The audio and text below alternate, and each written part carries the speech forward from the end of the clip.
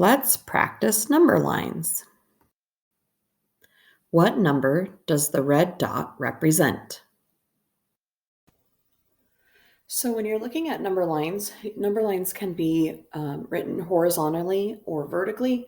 This is going to be a horizontal number line that's going from least to greatest. Sometimes they can go from greatest to least, depending upon how you start your number line. So we're going from other positive integers from least to greatest. In order to figure out where that dot is, then I have to say to myself, okay, so if my dot is here, there's my red dot.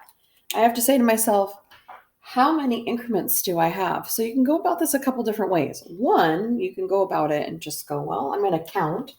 So I'm going to say there's 1, 2, 3, 4, 5 segments here.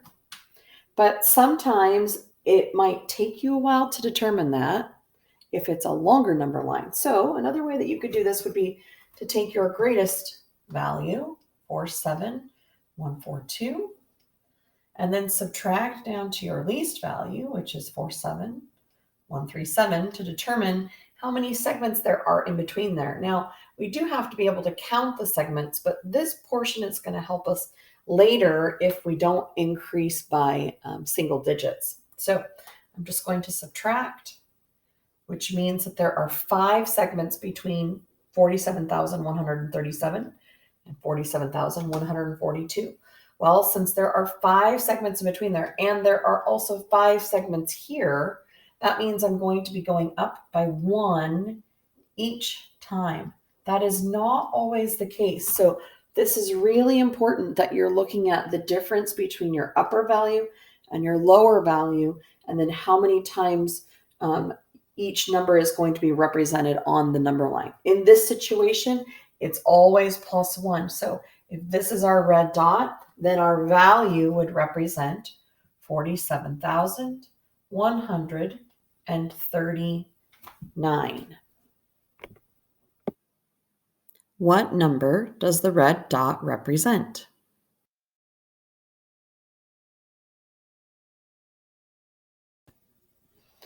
So this number line is written vertically. Remember, number lines can be written vertically or horizontally. And also we have to recognize that this has a negative value, which means that 0 is our starting point and we're working down, we're working away from 0.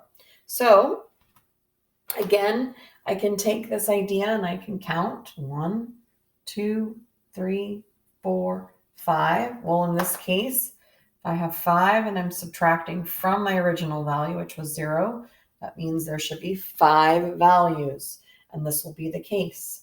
So I'm going to, again, now instead of increasing, I'm going to decrease. So there's a negative value every time.